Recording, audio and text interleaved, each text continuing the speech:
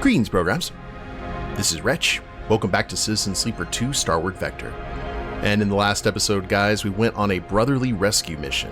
Femi found us in Flotsam and demanded that we go with him to try and find out what happened to Nia, who had apparently gone with another crew, to do some salvage here at this abandoned asteroid. Now, we were able to get in, and after avoiding some deadly mining equipment, not only were we able to find Nia, we were also able to get quite a bit of salvage for ourselves, which is great.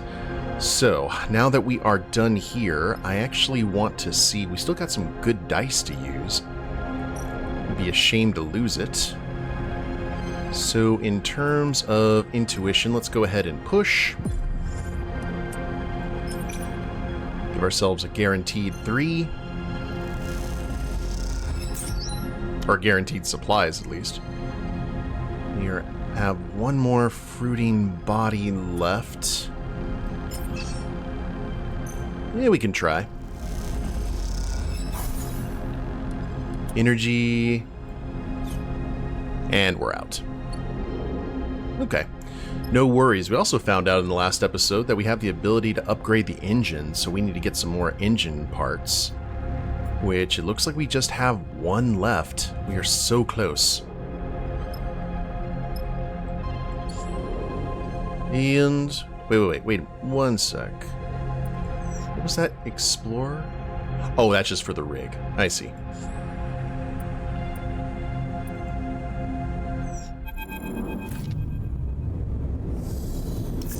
Sleeper!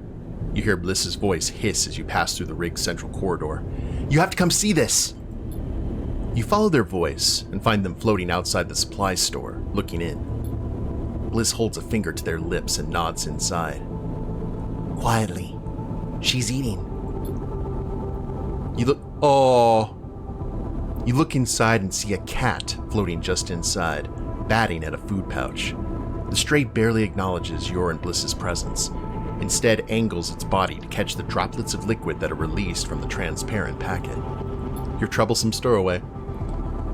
Looks like we found our stowaway. Bliss smiles at you. Hey there, girl, Bliss whispers at the stray, beckoning. They hold up their hands so the cat can see them. I'm not here to take those rations away, alright? You both watch as the stray suddenly kicks away, twisting balletically through the air and gliding past you both out of the supply store. It catches one of the corridor's ribs, swinging itself to the wall where it perches and watches Bliss with big eyes. Even in Zero-G, cats are more graceful. The comfort of its movement in Zero-G is striking, and you realize you've never seen an animal navigate in microgravity before. You hear a sound and turn to find Seraphim arriving from the direction of the engine room. He stops dead in his tracks against the wall, staring at the stray. What the hell is that? Seraphim hisses his question at you both. It's our stowaway. Yeah, but what is it? Seraphim looks at you confused. Careful there. Bliss holds up a hand to Seraphim. Don't scare her. So that's a cat? Seraphim is watching the stray carefully. Either fascinated or scared, it's hard to tell. I thought it would be bigger. You've never seen a cat before? Where would I have seen a cat? Seraphim looks at you. Come to think of it, where have you seen a cat? The question makes you pause. Where have you seen a cat? Not in the belt, not in Zero-G. You close your eyes and bring to mind the faint image of a cat stretching in the sun. Somewhere warm, somewhere with weight, with gravity. You touch the fur of its back and it reacts, gliding against your hand. Careful! Seraphim's hissed warning brings you back. Bliss is reaching out to the stray. Shh, you'll scare her! Bliss makes a tutting sound. We had cats back on the eye, but they were in spin gravity there. The stray's big eyes watch Bliss's hand as it approaches. When they touch the top of her head, the stray does not move, does not react. Look at her leg. Bliss nods to the sleeve on the cat. She's been hurt before, and taken care of. She's really scared. You see the cat is gently trembling with Bliss's touch, but slowly, she settles, and angles her head for Bliss to scratch her ear. The movement brings back the mysterious memory. What is its origin? Focusing on it makes your skin tremble, a shiver running up your arms. It's been breaking into our supplies. Seraphin has his arms folded and is looking at Bliss. Now we've caught it, we should let it out. Look at her. She's not going to do that again. Bliss's eyes meet the Stray's. You aren't going to do that as long as we feed you, right? That may be true, but we can't risk it happening again. What if we'd been on a contract? Seraphin gives Bliss a reproachful look. We can't keep it. Bliss shakes their head. She's a stray. She needs a home. Right, Sleeper? Bliss looks at you. Oh, we're keeping her. Bliss smiles widely, unable to contain their excitement. You won't regret it. They look at Seraphin. Plus, the rig is already full of strays as it is. I guess it is, Seraphin concedes. You have to feed her though, Sleeper. She's your responsibility. He eyes the stray. Never thought a cat could eat so much. Seraphin's right. Looks like you'll need to keep feeding the stray every few cycles if you want her to stick around. This is going to be expensive. Trust me, cats are worth it. Seraphin reaches out sheepishly toward the stray. As he does, the cat bats playfully at his hand, and he pulls it away. If you say so, I'm not really used to animals. You watch as Bliss tries to get Seraphin to pet the stray properly, guiding his hand to its ears for a scratch, and explaining how to approach her. As you do, the memory of that other cat runs through your mind. It feels like a raw wound, one that, if you touch it, will only bring pain. But you can't help but pick at it, knowing that it might contain some distant part of you. Make a home for a stowaway. When you arrive back in Flotsam, Femi rushes out of the ship. The moment the docking tunnel is connected, he's off, out of the airlock and down the passage. Well, go after him then, Seraphin sighs, not looking up from his diagnostics. You find Femi in the passage between the docks, watching as Nia glides toward him. You catch a glimpse of Nia's face over his shoulder. She looks nervous, slowing her approach as she comes close to Femi, his considerable frame blocking the tunnel. Femi, Nia starts. Femi holds up a hand to quiet her. I'm sorry. His voice is flat, quieter than usual. I'm the one who's sorry. I made the excuse to myself that I was trying to protect you. Femi looks down, but I was trying to control you. I've been suffocating you. He meets Nia's eye. I see that now. That it took something like this for me to see it is on me.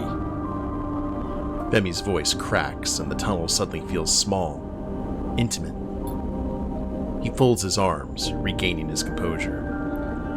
I understand if... Shut up, you idiot. Nia violently embraces her brother, banging him into the metal wall. She laughs, wiping her eyes. Femi sniffs. I've had enough of your speeches.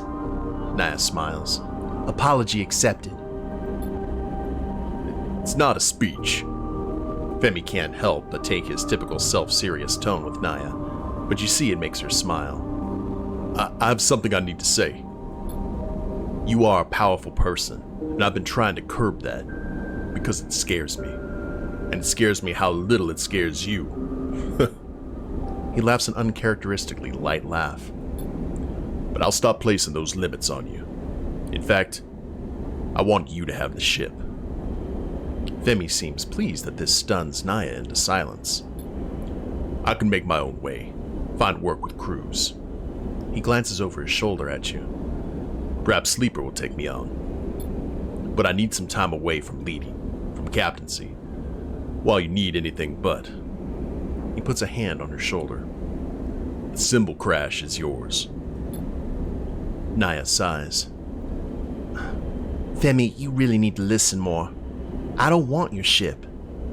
It's her turn to be pleased with his shock. You're right. I'm a powerful person. The cutter's edge showed me I'm not ready to lead. I want to learn more, to work with a crew, but preferably not one I'm related to. She punches him on the shoulder playfully. Nia looks over Femi's shoulder at you. I was actually thinking Sleeper's crew might be the right fit. She flashes you a smile. You suddenly feel the attention of the moment shifted to you, and your apparent role in this family drama. Nia puts her hands on her hips. Well, Sleeper, what do you think? Oh, we have a choice between taking either Nia or Femi? Well, we already know, Femi has the exact same stats. Let's go ahead and take Nia with us. Nia nods. I'm honored, really. I know I'll learn a lot from you. Femi turns in the corridor to face you, his face set in an intimidating glare. You better take good care of her. He smiles, but you can't help but take him seriously. How about we find somewhere to celebrate? Nia pushes Femi towards you, down the corridor. Come on. Later on, you find yourself in the narrow escape, in a quiet corner with Femi. You see his eyes are on Nia, who's at the bar, trying to get the attention of the server. What's the secret? Femi turns to you. How do you stop it weighing you down? Your crew, your connections, all those people that rely on you? Femi frowns. How do you bear the weight? I don't carry it alone. Femi nods. I have to get better at that. At asking for help. He looks down at the table, smiling. He takes a long sip through the straw of his container, the last dregs of something amber and potent disappearing as he does. He looks up at you. She's gone, isn't she? You look over at the bar and can't see Nia amongst the crowd. You turn to Femi, confused. She never was good with goodbyes. He smiles. She'll be waiting at your ship. Don't worry. He sets down his drink. Time I left too. He squeezes your shoulder. I've got things to work on. Look after yourself, Sleeper. He pushes himself away from the corner and drifts out of the bar. You watch him go, one more body passing through the belt, trying to find a way to change the future. Return Nia to your crew, or recruit Nia to your crew. Cool. Well, we have got 3 points left, which is good. So what can we actually buy here? Maintenance, engine components with cryo. We just need one, and we got quite a bit of money from that job. You reluctantly hand over the chits, and they give you the components. It hurts to pay this much. But still, this needs to happen. To increase the ship's range, the engine will need an overhaul to squeeze more power out of the turbines. That means new components, which we have right here. Go, Bliss, go. Bliss carefully slots the components into the prepared drive. The engine is improved as much as you're able to. Oh, we've maxed out the range. Cool. I like it. So we need gas. We have 15 fuel now, which is great. And I guess we'll do scavenging fuel for right now. Let's go ahead and harvest some mushrooms. So we're good on our cargo. And let's see about doing some work for at least a little bit of money. For some intuition. Good old flotsam maintenance.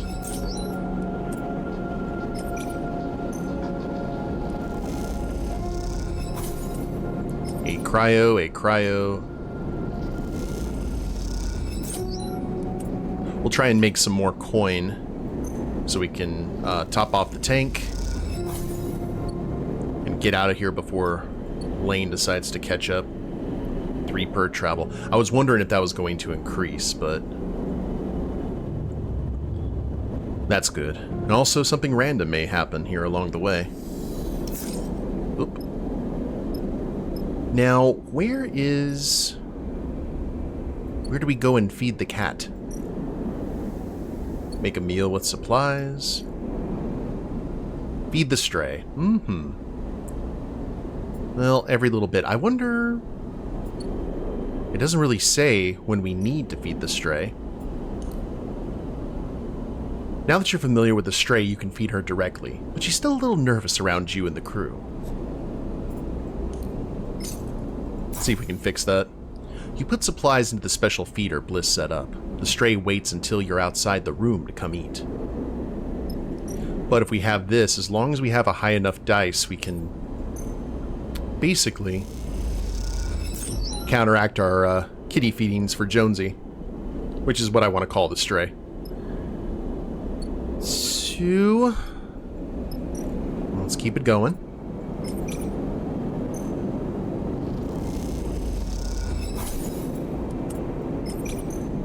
And I wonder how much it's going to cost to get... Oh, wait, we got much more fuel than I thought we were going to. Good, good. Maybe because we have the entire crew looking for it.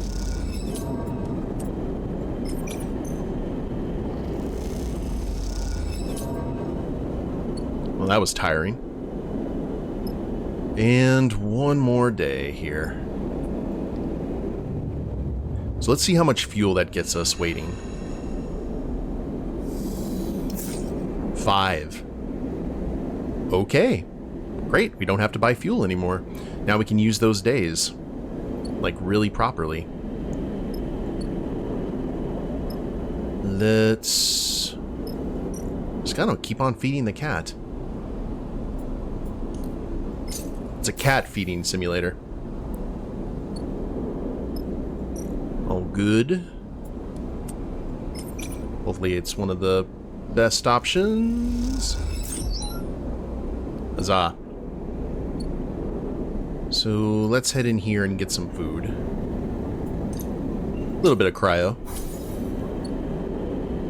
And I think that should be enough. Now the question is, where are we going to go from here? Go ahead and look at the greater belt. We still can't go to Wellspring. That's all blocked off. We don't need to be going back to Holmes's Rock just yet. So all roads are basically going to take us to go to the Hollow for Eugene, investigate the Hex Port, and recon Darkside.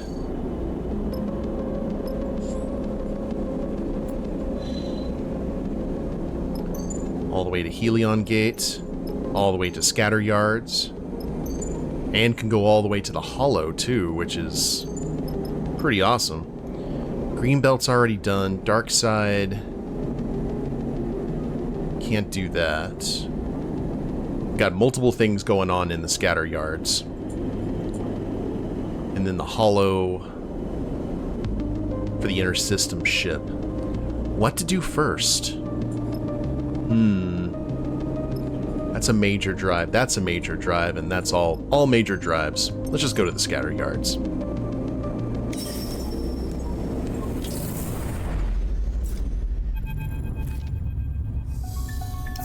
The winking sigils of the yards flash across the dark starscape of the belt, each one a siren light for crews in need of repairs or eager for improvements. The Scatteryards live up to their reputation. But Seraphin will not be drawn by the lights. He guides the ship into an empty, ragged-looking yard, darker and more framed than plate. It looks rougher than any of the others. Seraphin, maybe we want to dock somewhere a little more welcoming? We aren't that hard up.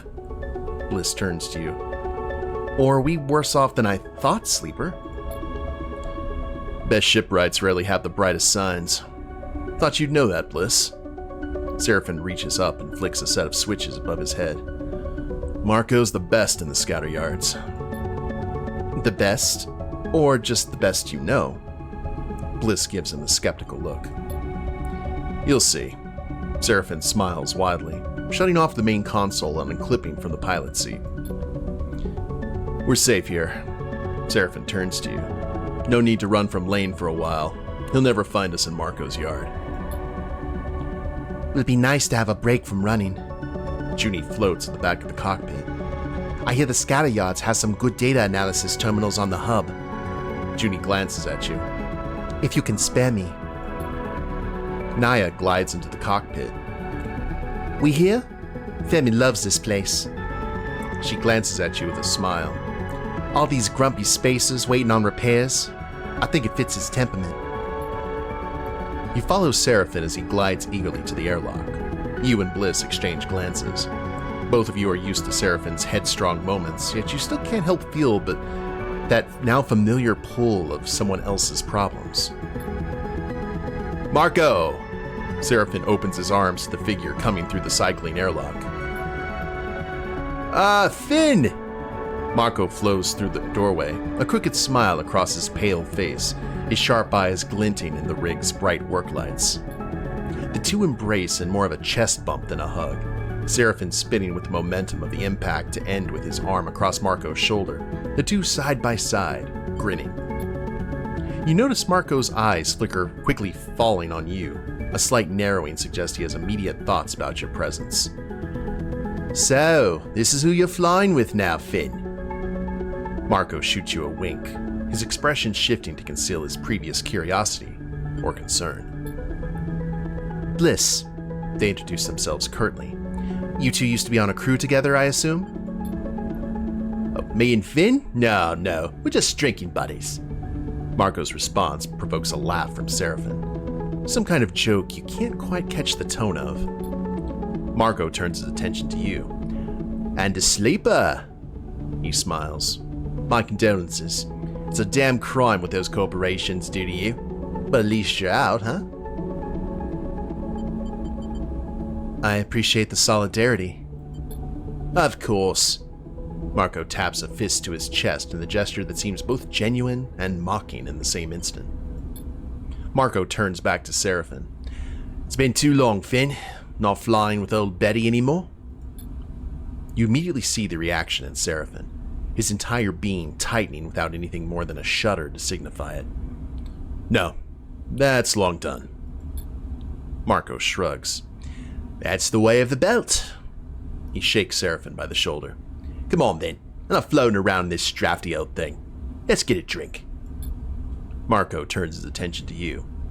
Feel free to make yourself at home in the yard. Hell, take a little fuel. I've got loads of the stuff and it's been quiet for more than a few cycles. Happy to spare some for a friend. He steers Seraphin down the docking tunnel, waving a hand to you and calling back. I'll have him home in a cycle or two. His laughter echoes down the tunnel as they leave. Bliss turns to you. I'm going to dig around the other yards for some components the rig could do with. They smile. You got things to do? You think of Cadet and wonder if she found her way here to the Scatteryards to extract the data on the Hexport drive. The only way to know would be to find her. Seraphin's words echo in your mind, his insistence that the only way to escape Lane is to beat him on his home turf. With Darkseid just sunward on the Scatteryards, this might be the perfect platform from which to attempt such a wild and dangerous plan. Sleeper? Bliss brings you out of your thoughts. I hate it when you do that. Just take care out there, okay? They drift off down the docking tunnel, leaving you in the airlock.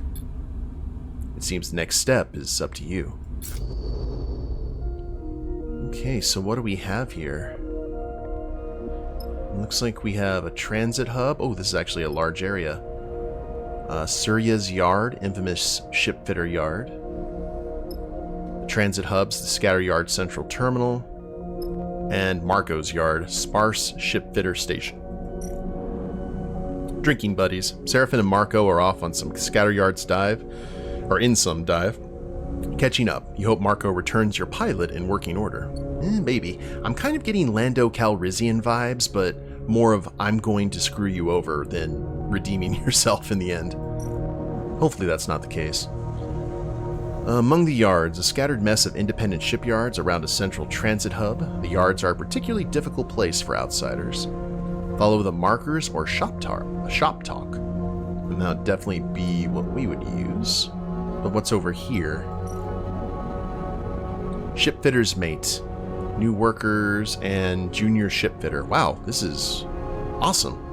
Surya's eye. Surya watches his yard carefully, keeping an eye on all the work that goes on there. He's not easily impressed.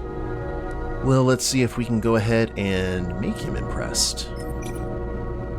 As a low-level shipfitter, you're not expected to do the hardest and most tedious welds to show your worth to Surya. Or, you are. So let's do that, see how many we get. Oh wow, only 1. And 12 cryo.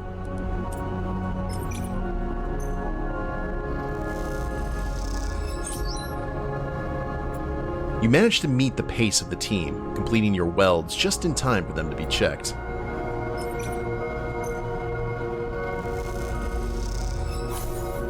Lost a little bit of energy there, not too bad.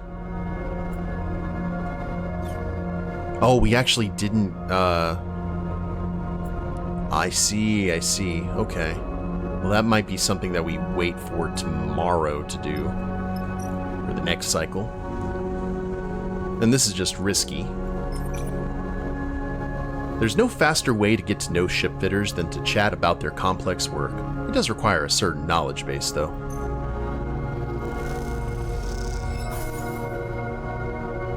You both listen and talk, and soon you're embroiled in a debate around the finer points of hull plating. As long as we don't do a faux pas. Whoops.